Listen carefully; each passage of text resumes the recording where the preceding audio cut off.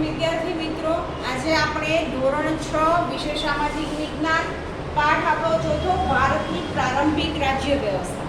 આગળના વિડીયોની અંદર આપણે 16 જે એમ કહેવાય કે રાજ્યો વિશે માહિતી જોઈ, એમના નકશામાં એમની યોગ્ય જગ્યા, યોગ્ય વિસ્તાર એના વિશે જોયું.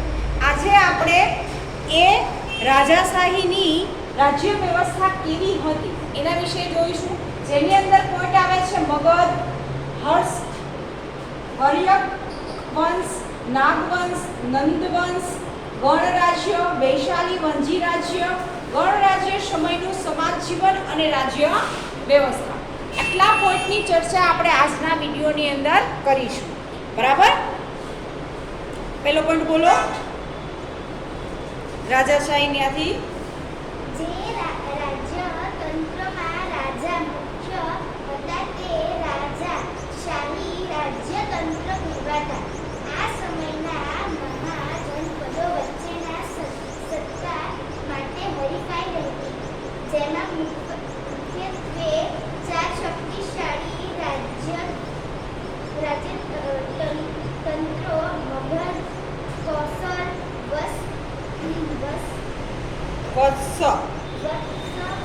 અવંતી વચ્ચે વિશેષ સ્પર્ધા રહી, જેમાં આખરે મગધ શક્તિશાળી રાજ્ય તરીકે પ્રખ્યાત હતું. હવે રાજાશાહીની અંદર એમ કહેવાય કે એ સમયની અંદર રાજ્યતંત્ર કોને ગણવામાં આવતું? ભાઈ રાજ્યતંત્રની અંદર રાજાને મુખ્ય ગણવામાં આવતા હતા. બરાબર? જે એમ કહેવાય કે સૂત્રધાર હોય, દાખલા તરીકે આખું સંચાલન કરનાર વ્યક્તિ કોણ હતું એ સમયની અંદર? તો ભાઈ રાજા ગણાતો હતો, એવું આપણે કહી શકીએ છીએ. બરાબર? પછી એમાં આપ્યું છે કે આ સમયમાં મહાજનપદો વચ્ચે સત્તા માટે હરીફાઈ રહેતી. બરાબર? જેટલા મહાજનપદો હતા, હરીફાઈ એટલે ભાઈ કોમ્પિટિશન. બરાબર? દરેક રાજાની અંદર એમ કહેવાય મહાજનપદ હોય તો એ લોકો કોમ્પિટિશન કરતા, ભાઈ કોને પહેલા આવવું, કોનો વિસ્તાર વધે. બરાબર? કોમ્પિટિશન પહેલા આવવા માટે નહીં, કોનો વિસ્તાર વધે, કોની સત્તા સૌથી વધારે થાય, કોણ શક્તિશાળી એ રાજા બને, એ બધી જ વસ્તુઓની અંદર એમ કહેવાય ભાઈ કોમ્પિટિશન થતું જોવા મળતું હતું. બરાબર? જેમાં એમ કહેવાય કે મુખ્ય શક્તિશાળી રાજ્યતંત્રો કયા હતા? તો ભાઈ 4 છે એ સૌથી મુખ્ય શક્તિશાળી અહીંયા આપણે આપેલા છે. આ 4 એમ કહેવાય ભાઈ સૌથી શક્તિશાળી એ સમયની અંદર આપણે રાજ્ય ગણાવી શકીએ છીએ કે વચ્ચે વિશેષ સ્પર્ધા રહેતી, જેમાં આખરે એમ કહેવાય કે મગધ સૌથી શક્તિશાળી રાજ્ય બન્યું. બરાબર? આ રાજવંશો સાથે એ ઉપરાંત તમને અહીંયા અલગ આપેલા છે મગધ, કૌશલ, વત્સલ, અવંતી. બરાબર? અવનવા એ સમયના એમ કહેવાય કે રાજ્ય વિસ્તારની અંદર હરીફાઈ રહેતી જ. બરાબર? બુકમાં તો એટલા જ આપ્યા છે, એ સિવાયના પણ ઘણા બધા હતા કે જેની સાથે એમ કહેવાય કે વારંવાર યુદ્ધને આવી કંઈક ને કંઈક વસ્તુઓ બનતી જ રહેતી. બરાબર? ખાસ કરીને એમાં સૌથી શક્તિશાળી કોણ રાજ્ય હતું? ભાઈ મગધ. મગધને નામ આપવામાં આવ્યું સૌથી શક્તિશાળી એ સમયનું રાજ્ય. બરાબર? કે એ રાજ્યને સૌથી શક્તિશાળી ગણવામાં આવે છે. હવે આપણે મગધ વિશે જોઈશું. તો મગધ રાજાશાહી એ રાજ્યતંત્રના બુદ્ધ સમયના મગધ રાજ્ય શક્તિશાળી મહાજન પદ બન્યું હતું. એની અંદર એમ કહેવાય કે મગધમાં 3 મજબૂત વંશોએ શાસન કર્યું હતું. સોરી, આ મગધના 3 શાસક એમ કહેવાય કે ભાઈ 3 વિભાગ પડે છે એની અંદર, મગધ રાજ્યની અંદર. બરાબર? પહેલા મારાથી ભૂલથી બોલાઈ ગયું. બરાબર? પણ આ મગધ રાજ્યના એમ કહેવાય કે ભાઈ 3 અલગ અલગ મજબૂત વંશજો છે. બરાબર? વંશજો છે, શબ્દ ફેર થાય છે, ખાસ યાદ રાખજો. બરાબર? મગધના વંશજો પૂછવામાં આવે તો આપણે યાદ રહેવું જોઈએ કે હર્યક વંશ, નાગવંશ અને નંદવંશ. બરાબર? મગધના 3 એમ કહેવાય વંશજો છે. વંશજો એટલે ભાઈ પેઢી, આપણે આ શબ્દ સાંભળેલો હશે. બરાબર? વંશ કેમ આગળ વધે? બરાબર? આપણે 7 પેઢીના નામ આપણે આવડતા હોય પરિવારમાં તો આપણે ખબર પડે ને ભાઈ આનો દીકરો આ, એનો દીકરો આ, એને વંશ કહેવાય.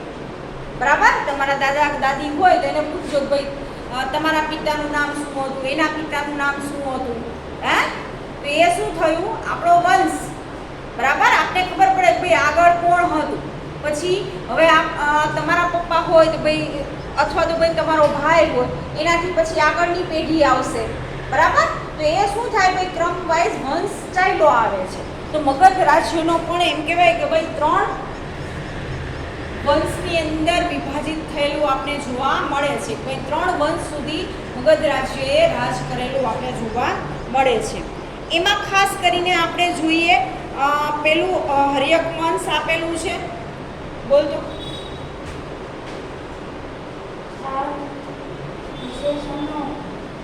વંશનો સ્થાપક દિવાસન નામનો રાજા હતો. મગધની રાજધાની તરીકે રાજદૂત ગિરિવ્રજ હતી, જે ગંગા અને સેના નદીના કિનારે આવેલું હતું. તેના પછી તેનો પુત્ર ઓકે બેસ. યશવી બોલતો દીકરા પહેલેથી હર્યક વંશથી. આ વંશનો સ્થાપક બિંબિસાર નામનો રાજા હતો. મગધની રાજધાની તરીકે રાજદૂત ગિરિવ્રજ હતી, જે ગંગા અને સોણ નદીના કિનારે આવેલું હતું. તેના પછી તેનો પુત્ર અજાતશત્રુ શાસન પર આવ્યો. તેણે પાટલીપુત્ર પટનાને રાજધાનીનું સ્થાન બનાવ્યું હતું. તેણે વજ્જી અસદ સાથે યુદ્ધ કરી લીચ્છવીઓને હરાવ્યા અને મગધનો રાજ્ય વિસ્તાર કર્યો હતો. ઓકે. હવે હર્યક વંશની અંદર ભાઈ એની રાજધાની કઈ હતી એવું આપણે પૂછવામાં આવે તો આપણે યાદ રાખવાનું છે કે રાજગૃહ અથવા તો એનો પર્યાય આપેલો છે ગિરિવ્રજ. બરાબર? આ શબ્દ આપ્યો હોય તો આપણે તરત જ યાદ રહેવું જોઈએ કે આ હર્યક વંશનું ભાઈ રાજધાની છે. બરાબર? ખ્યાલ આવી ગયો? એટલી વસ્તુ આપણે યાદ રાખવાની છે. પછી ભાઈ એ કઈ નદીના કિનારે હતું? તો ભાઈ ગંગા નદીના કિનારે. ગંગા અને સોણ નદી. બરાબર? 2 નદીના નામ આપેલા છે, ગંગા અને સોણ નદી. કદાચ ખાલી જગ્યાની અંદર કે 1-2 વાક્યના પ્રશ્નની અંદર એવું લખેલું આવે કે ભાઈ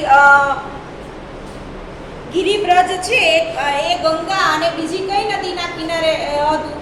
તો આપણે બીજી નદી સોણ નદી યાદ રાખવી પડે. એટલે બધી 3 શબ્દ યાદ રાખવા પડે. ખ્યાલ આવી ગયો? અજાતશત્રુ શાસન પર આવ્યો. અજાતશત્રુ શબ્દનો અર્થ કોણ મને કહેશે?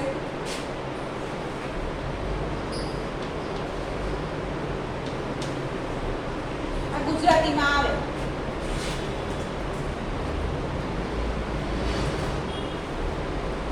કોને ખબર છે? અજાતશત્રુ ગુજરાતી ભણો છો ને તમે પહેલા ધોરણથી?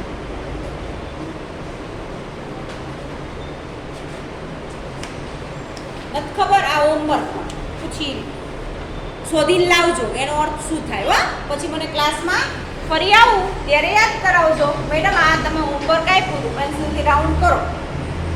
તમારી પાસે પેન્સિલ હોય ને એ શોધીને લાવવાનો આ શબ્દનો અર્થ. તો એ અજાતશત્રુ કોને કહેવાય?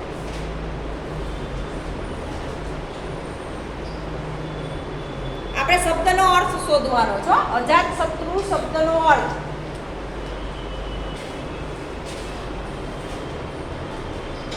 પછી બીજું છે નાગવંશ.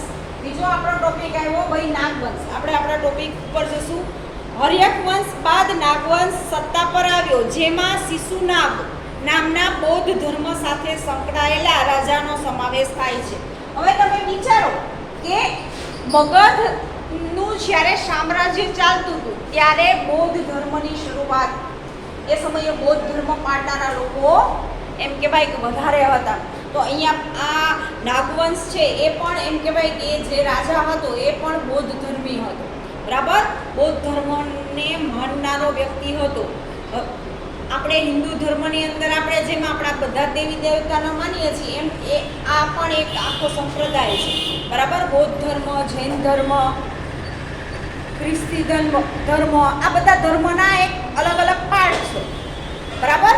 એ જ વસ્તુ ભાઈ અત્યારે જ છે એવું નથી, પણ પહેલાંના સમયથી આ વસ્તુ એમ કહી શકીએ કે ભાઈ આવેલી છે. પછી છે નંદવંશ. નંદવંશ છે તો મહાજનપદ દ્વારા સ્થાપિત નંદવંશ સૌથી શક્તિશાળી વંશ છે. મહાજનપદ ભારતનો સૌપ્રથમ સામ્રાજ્ય નિર્માણ ગણાય છે. નંદવંશની અંદર એમ કહેવાય કે મહાજનપદ દ્વારા આખા ભારતનું નિર્માણ થયેલું છે એવું પણ કહી શકીએ છીએ આપણે, બરાબર. એનો નિર્માતા પણ આપણે કહીએ. ભારતનું સૌથી શક્તિશાળી રાજ્ય બની ચૂક્યું હતું મગધ, બરાબર. સિકંદર ભારત પર આક્રમણ કર્યું એ સમયે મગધ પર નંદવંશનો ધનનંદ નામનો રાજા શાસન કરતો હતો, બરાબર. પ્રશ્નની અંદર એવું પણ પૂછવામાં આવે ભાઈ સિકંદર લોદીએ જ્યારે ભારત ઉપર આક્રમણ કર્યું એ સમયે કયો રાજા સત્તા ઉપર હતો? તો ભાઈ આપણે નામ આપેલું છે નંદવંશનો ધનનંદ, બરાબર. આ બધા શબ્દ થોડા અટપટા છે પણ યાદ રહી જશે. નંદવંશ યાદ રહીએ તો ધનનંદ પણ યાદ રહે, બરાબર. ભગવાનના નામ સાથે જોડાયેલા છે એટલે બહુ ઇઝીલી આપણે યાદ રાખી શકશું. પછી છે આપણો ટોપિક આવે છે ભાઈ ગણરાજ્ય. ગણરાજ્ય એટલે લોકો દ્વારા પ્રત્યેક કે પરોક્ષ પદ્ધતિ વડે ચૂંટાયેલા વડા દ્વારા શાસિત રાજ્ય. ગણરાજ્ય પ્રાચીન રાજ્ય વ્યવસ્થા તથા શાસન પદ્ધતિનું નોંધપાત્ર લક્ષણ હતું. ગણનો સામાન્ય અર્થ સમૂહ થાય છે. એક કરતાં વધારે સભ્ય સંખ્યાની મદદથી ચાલતું રાજ્ય એ ગણરાજ્ય કહી શકાય છે. આ સમયે કેટલાક એવા પણ રાજ્યો હતા કે જેમાં રાજાને જનતા દ્વારા પસંદ કરવામાં આવ્યો હતો. આવા રાજ્યને ગણરાજ્ય કહેવામાં આવતું, જેમાં વૈશાલીના લિચ્છવીઓ, કપિલવસ્તુના શાસકો, મિથિલાના વિદેહ, કુશીનારાના મલ્લો વગેરે પ્રજાઓમાં ગણરાજ્યો હતા. આ પ્રકારની રાજ્ય વ્યવસ્થામાં પ્રત્યેક સભ્યને રાજા જેવો દરજ્જો આપવામાં આવતો. હવે ગણરાજ્ય કોને કહેવાય એ વસ્તુ આપણે અહીંયા સ્પષ્ટ કરેલી છે, બરાબર. તમને એક બે વાક્યના પ્રશ્નોથી માંડી મોટા પ્રશ્નની અંદર પણ પૂછાઈ શકાય છે ગણરાજ્ય વિશે, બરાબર. તો ગણરાજ્ય પ્રત્યક્ષ કે પરોક્ષ પદ્ધતિ વડે ચૂંટાયેલા વડા દ્વારા શાસિત રાજ્યને આપણે ગણરાજ્ય. પ્રાચીન સમયમાં રાજ્ય વ્યવસ્થા તથા શાસન પદ્ધતિ નોંધપાત્ર લક્ષણ હતું, બરાબર. પ્રત્યક્ષ કે પરોક્ષ આ શબ્દનો અર્થ ખબર છે? હે? પ્રત્યક્ષ કે પરોક્ષ? તમે અહીંયા સ્કૂલમાં પ્રેઝન્ટ છે એને શું કહેવાય?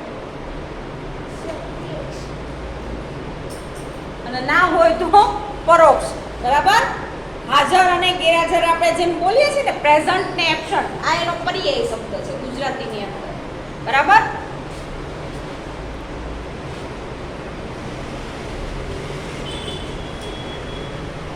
તો ગણરાજ્ય એટલે કે લોકો દ્વારા પ્રત્યક્ષ કે પરોક્ષ રીતે કોઈ પસંદગી કરવામાં આવતી, બરાબર. અને એ એમ કહેવાય કે શાસન પદ્ધતિ એમ કહી શકીએ કે ભાઈ વડો એનો સંચાલન કરતું હતું અને ગણરાજ્યની શાસન પદ્ધતિ ચાલતી હતી, બરાબર. ગણનો સામાન્ય અર્થ સમૂહ થાય છે. આપણે ગણરાજ્ય આપ્યું છે, બરાબર. આ બે શબ્દ ભેગા થયા છે તો આનો અર્થ શું થાય છે? સમૂહ. શબ્દનો અર્થ ગુજરાતી ભાષા પણ જોડે જોડે આપણે શીખવાની છે. બરાબર. ગણ શબ્દનો અર્થ શું થાય છે? પર્યાય શબ્દ કયો કે શબ્દનો અર્થ કયો, બે વસ્તુ સરખી થશે. ભાઈ સમૂહ. સમૂહ એટલે શું? ઘણા બધા લોકો એક સાથે જે ભેગા થયા હોય એને આપણે સમૂહ કહીએ છીએ. બરાબર. એટલે સમૂહનું રાજ્ય. રાજ્ય શેનું બનેલું હોય? ઘણા બધા લોકોનું. બરાબર. આપણા એકલાનું રાજ્ય બને ના બને. બરાબર. તો ઘણા બધા લોકો જ્યાં એમ કહેવાય ભેગા થઈ અને રહેતા હોય કે જે બી વસ્તુ રૂટીનમાં થતી હોય ભાઈ એને આપણે રાજ્ય કહીએ છીએ. અને આપણા ભારત દેશના 29 રાજ્યો છે. કેટલા છે? બરાબર. વર્તમાનની અંદર તમને કોઈ પૂછે કે ભાઈ તમે ભારતમાં રહો છો, ભારત દેશમાં રહો છો, ભાઈ તમને ભારત વિશે તો ખબર હોવી જ જોઈએ. તો ભાઈ ભારતની અંદર 29 રાજ્યો છે અને કેન્દ્ર શાસિત 7 પ્રદેશ છે. બરાબર. કેન્દ્ર શાસિત 7 અલગ, એ સિવાયનો વિસ્તાર. બરાબર. કે જ્યાં સીધી દિલ્હીથી એનું સંચાલન થાય. આપણું મેઇન મથક ક્યાં આવેલું છે? દિલ્હી. બરાબર. દિલ્હી આપણે સરકાર બેસે છે, એ સરકાર આખા દેશનું સંચાલન કરે છે. બરાબર. કોણ સંચાલન કરે છે ખબર છે? નરેન્દ્રભાઈ મોદી. બરાબર. એ કોણ છે આપણા દેશના? બીજા કોણ નથી ખબર? પ્રધાનમંત્રી. સાચું બોલો ખોટું બોલો? કોણ કહેશે? સાચું બોલો? પ્રધાનમંત્રી છે. વડાપ્રધાન. હે? વડાપ્રધાન. હા. બરાબર. વડાપ્રધાન છે આપણા ભારતના. વડાપ્રધાનનું નામ તમને કોઈ પૂછે તો આપણે યાદ રહેવું જોઈએ કે ભાઈ નરેન્દ્ર મોદી. બરાબર. જેમ આપણે દરેક રાજ્યના મુખ્યમંત્રી હોય એમ દરેક દેશના વડાપ્રધાન હોય, રાષ્ટ્રપતિ હોય. બરાબર. દરેક પોસ્ટમાં એક વ્યક્તિ હોય જ છે. દરેક રાજ્યમાં રાજ્યપાલ અને મુખ્યમંત્રી હોય જ. બરાબર. આ બે વ્યક્તિની નિમણૂક થાય અને અને જો એમ કહેવાય કે સીધું શાસન ચાલતું હોય કેન્દ્રમાંથી તો ત્યાં ભાઈ લાગી જાય કે ભાઈ આ રાજ્યની અંદર કેન્દ્રમાંથી સીધું સંચાલન થાય. કાંઈ પણ એવી સમસ્યા કે ભાઈ પ્રોબ્લેમ આવી હોય તો એ સમયે એમ કહેવાય કે કેન્દ્રમાંથી ડાયરેક્ટ સંચાલન બી કરી શકે છે, વહીવટ કરી શકે છે. બરાબર. આપણે આપણા પાઠ ઉપર જઈશું તો એને ગણને આપણે સમૂહ તરીકે ઓળખીશું. એટલે એક કરતાં વધારે સભ્ય સંખ્યાની મદદથી ચાલતું રાજ્ય એટલે ગણ રાજ્ય. બરાબર. ગણ રાજ્યની વ્યાખ્યા આપણે આપવી હોય તો આ રીતે આપી શકીએ. બરાબર. એકથી વધારે સભ્યો એમ કહેવાય કે ભેગા થઈને કામ કરતા હોય એવા સમૂહને આપણે ગણ રાજ્ય કહીએ છીએ. બરાબર. જેમાં એમ કહેવાય કે રાજાને જનતા દ્વારા પસંદ કરવામાં આવતો હોય આવા રાજ્યને ગણ રાજ્ય કહેવામાં આવતું. જનતા એટલે કે લોકો, પ્રજા. અત્યારે આપણે પ્રજા શબ્દ ઉમેરાય છે, લોકો શબ્દ ઉમેરાય છે. એ શબ્દથી આપણે કહીએ છીએ લોકો દ્વારા, લોકો માટે ભાઈ પસંદ કરેલી વ્યક્તિ. ભાઈ આપણે કોને પસંદ કર્યા? ભાઈ નરેન્દ્ર મોદી સાહેબને. બરાબર. આપણે પસંદ કર્યા છીએ ને એના દ્વારા ભાઈ સંચાલન થાય છે એ આપણે યોગ્ય લાગે છે એટલા માટે. બરાબર. એકવાર નહીં, આપણે બીજી વાર પણ એમને પસંદગી આપીને આપણે ભાઈ આખા દેશનો વહીવટ ફરી આવ્યો. બરાબર. એટલે આ બીજું એમ કહેવાય કે 5 વર્ષ કરી ચૂક્યા છે. આ બીજા 5 વર્ષ એ શાસન ચાલુ છે.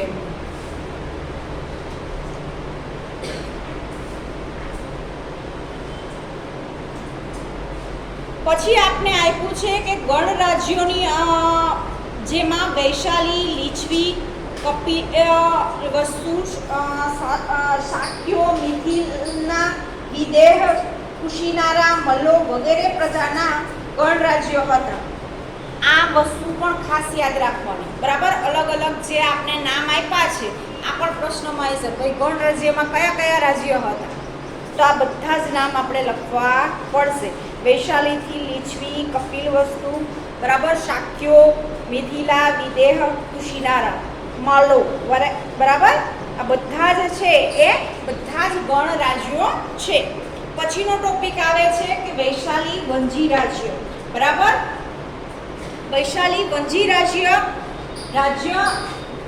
કોઈ પણ રાજ્ય હોય, બરાબર. અત્યારે મેં તમને કીધું ભાઈ 29 રાજ્યો છે. અત્યારે આપણે વર્તમાનની વાત કરીએ, બરાબર. તો 29 ના નામ અલગ અલગ છે ને, ગુજરાત, મહારાષ્ટ્ર, ઉત્તર પ્રદેશ, બિહાર, બરાબર. આ રીતના અલગ અલગ આપણે નામ આપેલા છે. તો એ જ રીતે એમ કહેવાય કે એ સમયની અંદર પણ દરેક વિસ્તારને અલગ અલગ નામથી ઓળખવામાં આવતા હતા. રાજ્ય સત્તા મહારાજ્યોમાં આસપાસના પ્રદેશોમાં તાબે કરીને પોતાની સત્તા વધારવા અને સામ્રાજ્ય સ્થાપવાની મહત્વાકાંક્ષા રાખતા. આ જોઈને લીછવી, વંજી,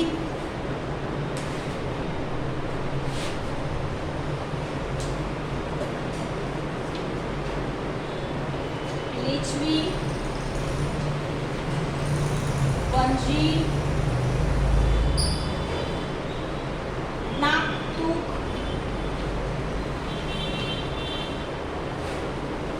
વિદેહ,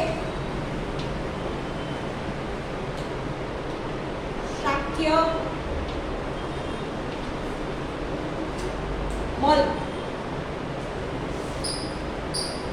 વગેરે 8 કે 9 જાતિના લોકો પોતાનું રક્ષણ કરવા જે સંઘ સ્થપાય એ વંજી સંઘના નામે ઓળખાતું, બરાબર.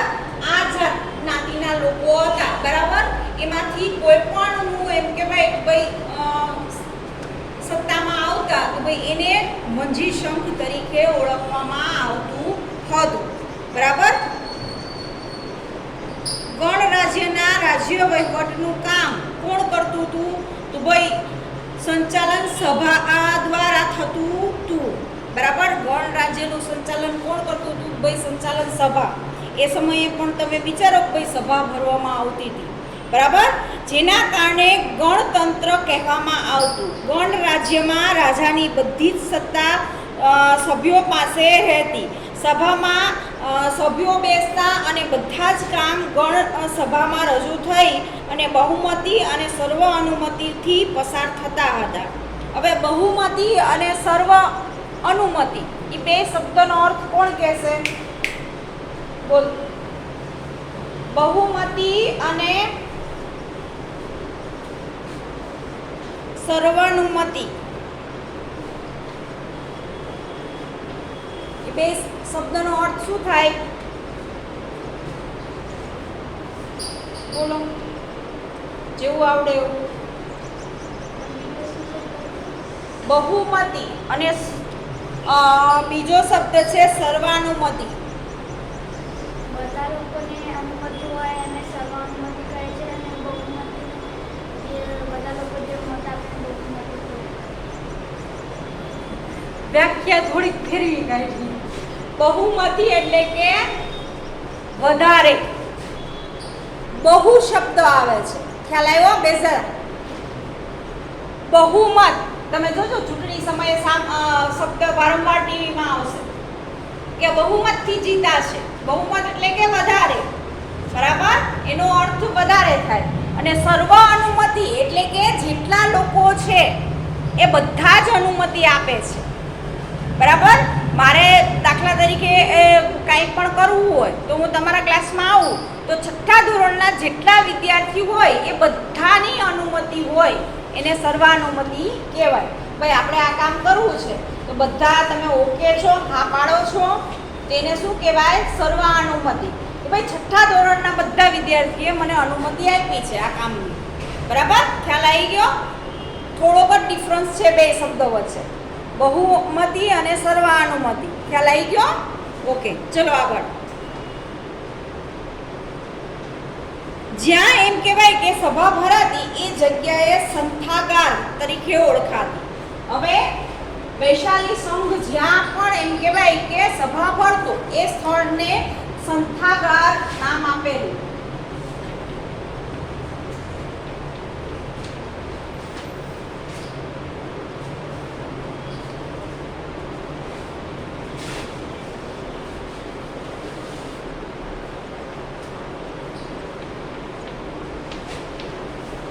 સંથાગાર શબ્દ આવ્યો, આ પણ નવો શબ્દ છે, બરાબર.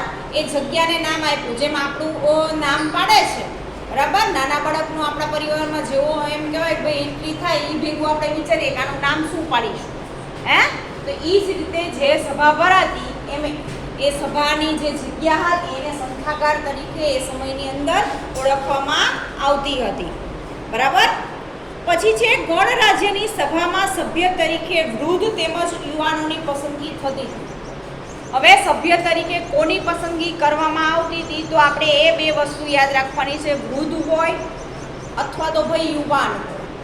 હવે વૃદ્ધને શું કામ પસંદ કરવામાં આવે છે? આપને ખબર જ છે કે વૃદ્ધ લોકો હોય તો એના પાસે બહોળો અનુભવ હોય છે.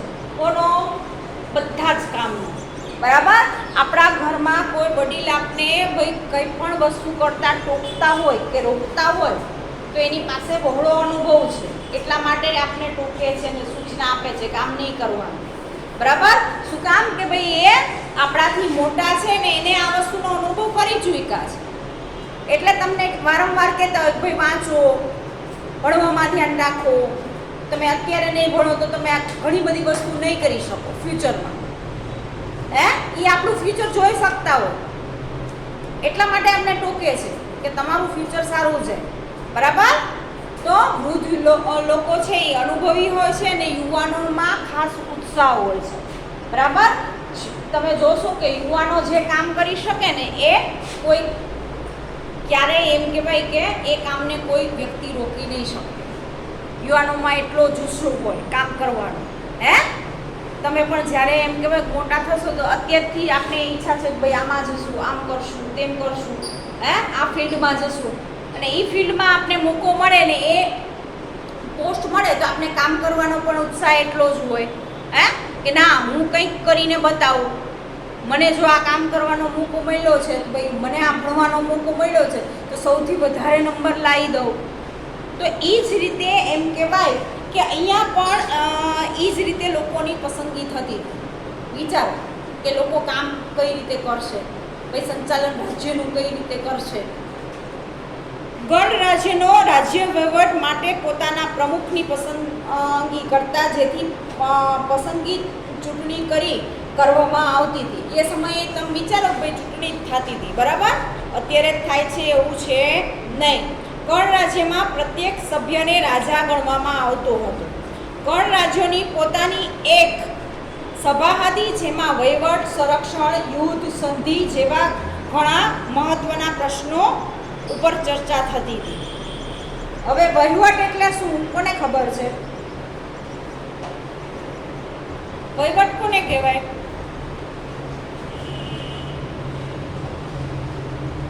કોઈ બી કામનું આપણે જીતો કરે તેને વહીવટ કહેવાય. હે? કોઈ બી કામનું આપણે જીતો કરે તેને વહીવટ કહેવાય.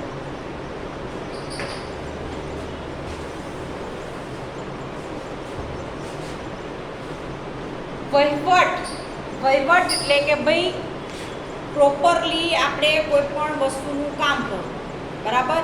દાખલા તરીકે આપણે ઘરને સંભાળવું હોય તો ઘરનો તમામ વહીવટ કોણ કરે છે?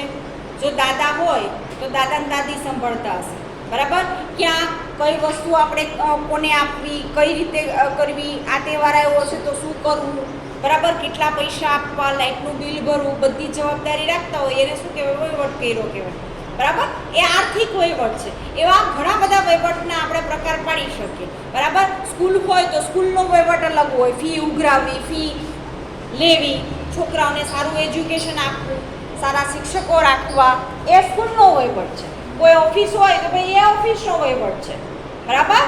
વહીવટ શબ્દ આ રીતે ભાઈ રાજ્ય છે તો આખા રાજ્યને કઈ રીતે સંભાળવું, બરાબર. આર્થિક રીતે, સામાજિક રીતે, આરોગ્યની દ્રષ્ટિએ કઈ રીતે ધ્યાન રાખવું એ જવાબદારી પણ આવી જાય છે. પછી છે સંરક્ષણ, યુદ્ધ અને સંધિ.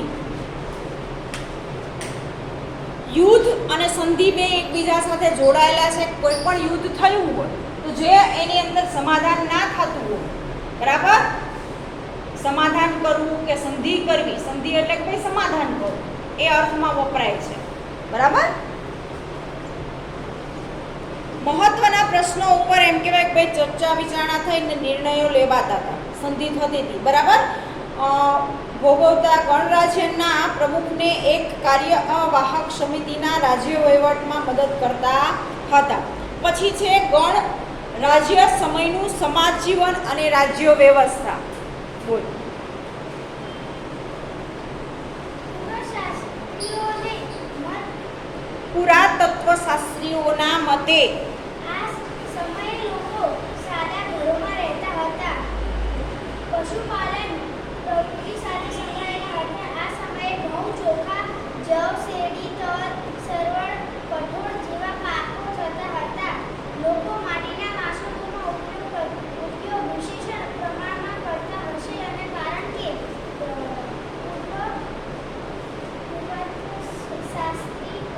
પુરાતત્વશાસ્ત્રીઓ પુરાતત્વશાસ્ત્રીઓ આવા કેટલાક માટીના વાસણો પણ મળી આવ્યા છે. આ સમયના માટીના વાસણો ઉપર ચિત્રકામ થયેલા જોવા મળે છે. આ વાસણો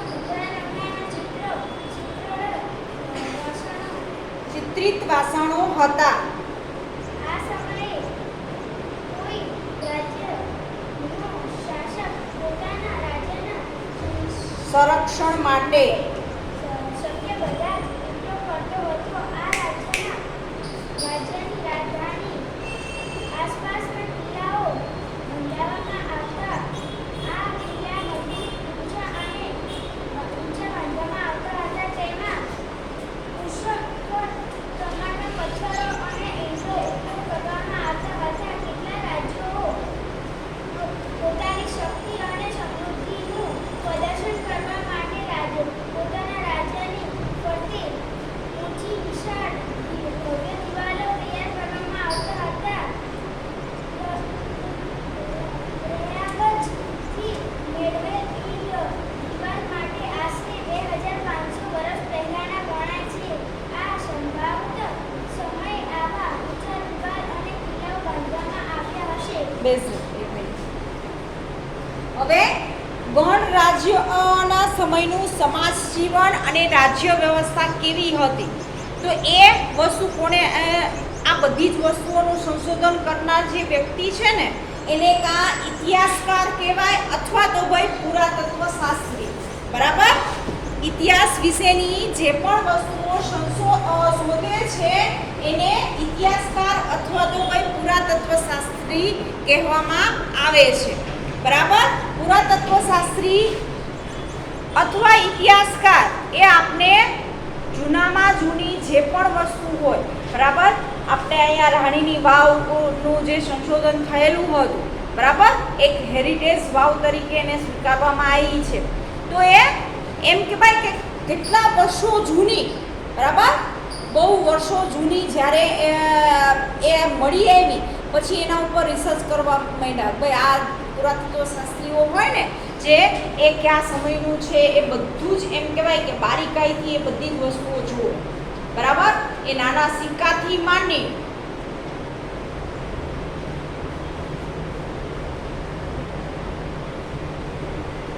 ધૂળની રજકણ હોય કે પ્રાણીઓના હાડકાં હોય કે મનુષ્યના હાડકાં હોય, કોઈ પણ વસ્તુ હોય એ બધી જ વસ્તુઓની માહિતી એમ કહેવાય પુરાતત્વ શાસ્ત્રીઓ બારીકાઈથી ભાઈ આ કયા સમયનું છે, કેટલા વર્ષો જૂનું છે, બરાબર, એ બધી જ માહિતી મળી જાય છે અત્યારે. બરાબર. અને એ બધી જ માહિતી મળી અને આપણે કોઈ પણ સમય વિશે જાણી શકીએ છીએ. તો એ જ રીતે એમ કહેવાય કે ગણ રાજ્યના સમાજ જીવન અને રાજ્ય વ્યવસ્થા વિશે આપણે પુરાતત્વ શાસ્ત્રીઓએ જાણી. ભાઈ કઈ વસ્તુ ઉપરથી તો ભાઈ ઘઉં, ચોખા, જવ, શેરડી, તલ, સરસવ, કઠોળ જેવા પાકો ભાઈ એ સમયની અંદર થતા હતા. આપણે ખબર જ છે કે ભાઈ આપણો મુખ્ય વ્યવસાય કયો હતો તો ભાઈ ખેતીનો. બરાબર. તો એ સમયની અંદર ખેતીના વ્યવસાય સાથે એમ કહેવાય કે લોકો ખેતી કરતા હતા. એ ઉપરાંત માટીના વાસણોનો ઉપયોગ કરતા હશે વિશેષ પ્રમાણમાં. બરાબર. એ સમયમાં ધાતુની શોધ નહોતી થઈ એટલા માટે એમ કહેવાય કે તમારા આપણા ઘરની અંદર શાક બનાવવા માટે કે રોટલી બનાવવા માટે જે આપણે સ્ટીલના અને ધાતુના વાસણો જોઈએ છીએ ને એની જગ્યાએ એ સમયે માટીના વાસણો હતા. માટીના વાસણોની અંદર એમ કહેવાય કે ભાઈ શાકભાજીથી માંડીને બધી જ વસ્તુઓ બનાવવામાં આવતી. બરાબર. છાશ, દૂધ, દહીં બધું જ એમ કહેવાય માટીના વાસણોમાં. જેમ અત્યારે આપણે માટીના વાસણની અંદર ખાલી પાણી ભરીએ છીએ. હે બધાના ઘરમાં પાણીનું માટલું હશે માટીનું, જ્યારે પહેલાના સમયની અંદર ભાઈ બધા જ વાસણો એમ કહેવાય કે ભાઈ માટીના હતા. અત્યારે આપણે એક માટલું અને રોટલી બનાવવા માટે જે તવી આવે છે બરાબર માટીની, એ બે વસ્તુનો ઉપયોગ કરીએ છીએ વર્તમાનમાં, બરાબર ને. કદાચ ઘણાના ઘરમાં તો માટલું પણ ના રાખતા હોય અથવા ભાઈ લોખંડની તવી વાપરતા હોય તો ઓછો ઉપયોગ થતો હોય, પણ ખાલી એકવાર તમે એ માટીના વાસણમાં બનેલું જમવાનું જમજો, એનો સ્વાદ કંઈક અલગ જ આવશે. તમે લોખંડની તવી ઉપર બનાવેલી રોટલી ખાઓ અને એની જગ્યાએ જે માટીના તવી હોય એના ઉપર રોટલી બનાવેલી ખાજો, બેમાં ઘણો તફાવત જોવા મળશે. બેના ટેસ્ટમાં ઘણો ફેર જોવા મળશે. પુરાતત્વ શાસ્ત્રીઓએ આવા કેટલાક માટીના વાસણો મળી આવ્યા હતા. આ સમયમાં માટીના કેટલાક વાસણો ઉપર ચિત્રકામ થયેલ છે, બરાબર. વાસણો ભૂખરા રંગના અને ચિત્રિત વાસણો છે, બરાબર, કે વાસણો ઉપર ચિત્રકામ કરેલું, બરાબર. અત્યારે આપણે જોઈએ છીએ ધાતુના વાસણો ઉપર પણ આપણે જોવા મળે છે. તમે તાંબા છે, પિત્તળના વાસણ છે, એવા વાસણો ઉપર ડિઝાઇન કરીને પણ ડિઝાઇનવાળા સ્ટીલના વાસણો પણ મળે છે. જેમ ધાતુના વાસણમાં ચિત્રકામ ને બધું અત્યારે થાય છે, તો તમે વિચાર કરો કે એ સમયની અંદર પણ માટીના વાસણો ઉપર ચિત્રકામ ને બધું થતું હતું.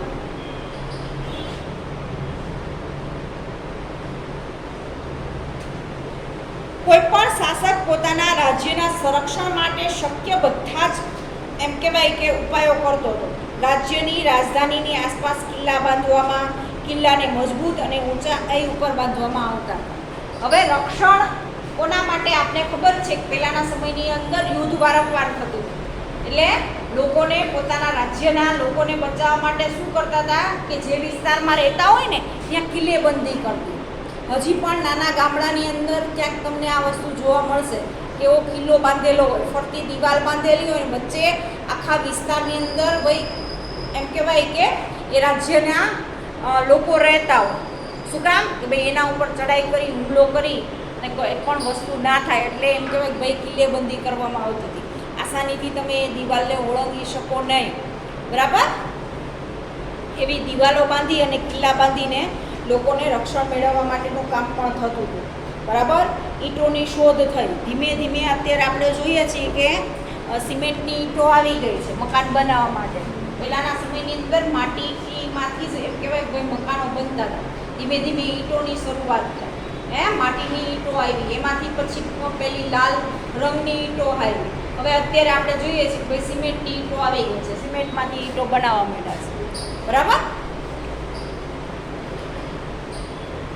આ સમયમાં તમામ મહાજનપદોએ વિશાળ સેના અને સંરક્ષણ માટે પ્રયાગરાજ એટલે કે અલ્હાબાદ મજબૂત કિલ્લાની જરૂરિયાત રહેતી. જરૂરિયાતને પૂરી કરવા લોકો પાસેથી એમ કહેવાય કે કર લેવામાં આવ્યો અને ખેતીના પાક ઉપર 6ઠ્ઠો ભાગ ખેડૂતો રાજકોષમાં આપતા. કારીગર વર્ગ એક માસમાં એક દિવસ રાજ્યને કામ કરી આપતા. પશુપાલકો કર ભાગ રૂપે પશુઓ આપતા. વેપારીઓ સામાનના ખરીદ વેચાણ પર કર આપતા. મહાજનપદોના સમયમાં લોખંડ ઓજારોને લીધે ખેતીમાં સુધારો આવ્યો હતો. હવે જ્યાં એ સમયે એમ કહેવાય કે લોખંડ ધાતુ મળી આવી હતી, જેના કારણે લોખંડની ધાતુમાંથી બનેલા સાધનો ખેતીમાં ઉપયોગ થતા હતા, બરાબર. પહેલી ધાતુ એમ કહેવાય કે સમયે લોખંડ શોધાણી હશે ભાઈ ધાતુમાંથી બનાવીને ઓજારો મળતા હતા, જેના કારણે એમ કહેવાય કે ખેતીની અંદર સુધાર આવ્યો. જુઓ અત્યારે જેમ આપણે ટેક્સ ભરીએ છીએ, ઇન્કમ ટેક્સ ભરે છે, પપ્પા ભરતા હશે, જેને ના ખબર હોય એ પૂછી લેજો ભાઈ ટેક્સ શું. એક જાતનો કર જ છે, બરાબર. મકાન વેરો આવે, વીજળી વેરો આવે, પાણી વેરો આવે, આવા અલગ અલગ જાતના વેરાઓ આવે. એ ટેક્સ ભરે એ એક જાતનો કર છે, બરાબર. તમારી પ્રોપર્ટી ઉપર સરકારને આખા વર્ષ દરમિયાનના કર ચૂકવવા પડે. ભાઈ એ પૈસાનો સરકાર કઈ રીતે ઉપયોગ કરે તો આપણી જ વ્યવસ્થા, રોડ બનાવવા, વીજળીની વ્યવસ્થા, આરોગ્યની વ્યવસ્થા, બરાબર. જાહેર જેટલા સ્થળો છે, બસની, રેલવેની, આ બધી સુવિધાઓ ક્યાંથી આપણે પ્રાપ્ત થાય છે? ભાઈ આ કરમાંથી એમાં નવું આપણે જોઈએ છીએ પહેલાં કોલસામાંથી ચાલતી ટ્રેન ચાલતી હતી એની જગ્યાએ અત્યારે કેવી ટ્રેન ચાલે છે? Electric train. બરાબર? તો આ બધી જ સુવિધાઓ આપણે આ રીતે મળે છે. બરાબર? એમાં આપણો પણ સહયોગ હોય છે. બરાબર? એમાં આપણે પણ આપણી આવકનો ભાગ આપણે આપવો પડે છે. ગવર્મેન્ટ નોકરી કરતા હોય તો એ લોકોને પણ ટેક્સ ભરવો પડે. એનો જે પગાર આવતો હોય એ પગારની અમુક રકમ સરકારને આપવી પડતી હોય છે. બરાબર? એ કર સ્વરૂપે. તો એ કર સ્વરૂપે પહેલાંના સમયની અંદર પણ હતું. કારીગર વર્ગ હોય ભાઈ કારીગર વર્ગે ભાઈ કામ કરવા જવાનું અથવા પોતાની જે કમાણી છે એમાંથી ભાઈ કર આપવો પડતો હતો. આપણે ખબર જ છે કે એવા કારીગર હોય, મિસ્ત્રી હોય, લુહાર હોય, સુથાર હોય, એ બધા કારીગરો એમ કહેવાય કે એ સમયની અંદર કામ કરવા જતા હતા. બરાબર? 1 દિવસ 2 દિવસ કામ કરી આવે તો ભાઈ એનો કર આવી ગયો. એની આવકમાંથી પછી ભાઈ કાપવામાં આવતો નહોતો. તો આ રીતે આ પાઠની સમજૂતી આપણે અહીંયા પૂરી થાય છે. બરાબર? તો ખાસ વિદ્યાર્થી મિત્રો પાઠ પૂરો થાય તો વિડીયોની સાથે સાથે તમારે પાઠનું વાંચન કરવું ખૂબ જરૂરી છે. પાઠ વાંચશો નહીં તો તમને આવડશે નહીં. બરાબર? તો ખાસ પાઠ વાંચી અને પછી જ આપણે આગળ કામ કરવાનું. બરાબર? પ્રશ્ન લખવાનું, વર્કશીટ લખવાનું. પાઠ ઓછામાં ઓછો 2 થી 3 વાર વાંચી લો તો તમને ક્યાંય તકલીફ પડશે નહીં. બરાબર? આ વિડીયોની અંદર અહીંયા સુધી આગળની માહિતી આપણે આગળ જોઈશું.